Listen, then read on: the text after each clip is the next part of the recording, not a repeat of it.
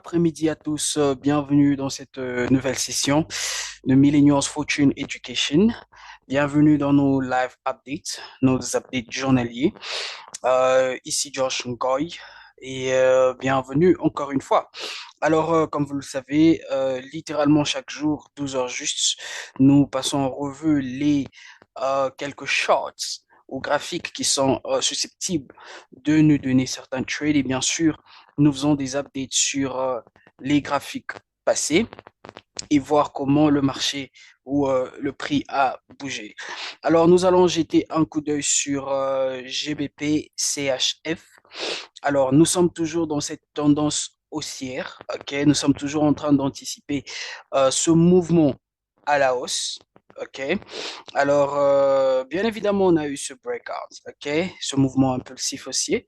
Et on est en train d'avoir une structure qui est en train de se développer là. Alors, la dernière fois, on a dit qu'on allait attendre, bien sûr, avoir un low un peu plus clair, ok, pour bien sûr anticiper maintenant un achat littéralement. Alors, rien n'a changé sur GBP CHF.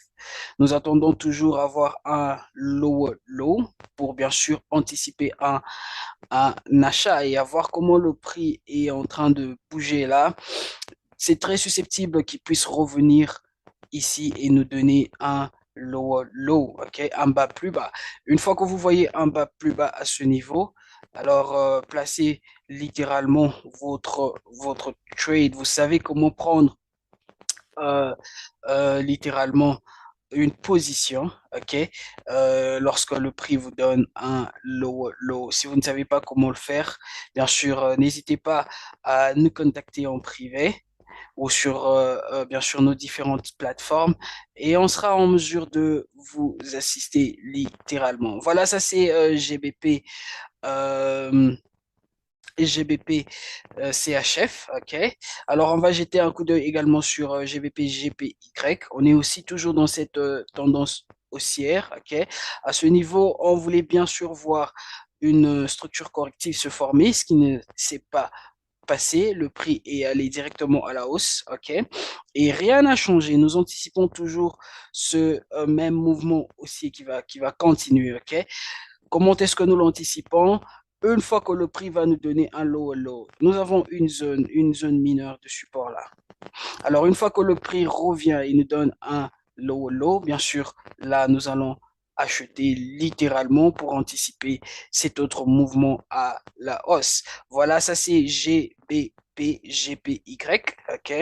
Et bien sûr, la dernière paire, euh, littéralement, c'est Eurocad. Eurocad a fait exactement ce que nous avions prédit. OK?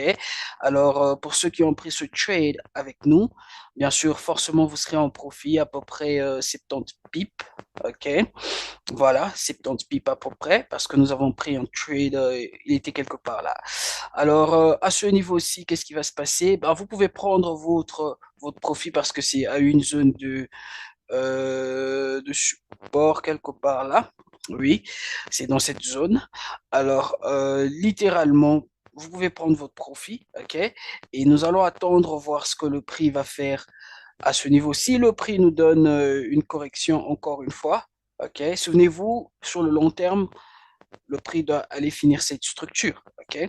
Alors, à ce niveau-ci, nous anticipons une correction. Si le prix nous donne une correction à ce niveau, ok?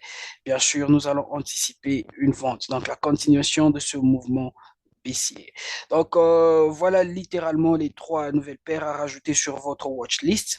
Eurocad, nous anticipons une vente, mais seulement nous allons attendre qu'il y ait une correction à ce niveau. OK? Et bien sûr, GBP, GPY, nous attendons que le prix revienne nous donner un bas plus bas pour bien sûr anticiper à la hausse. Et GBP CHF, nous attendons rien à changer sur GBP CHF depuis le lundi.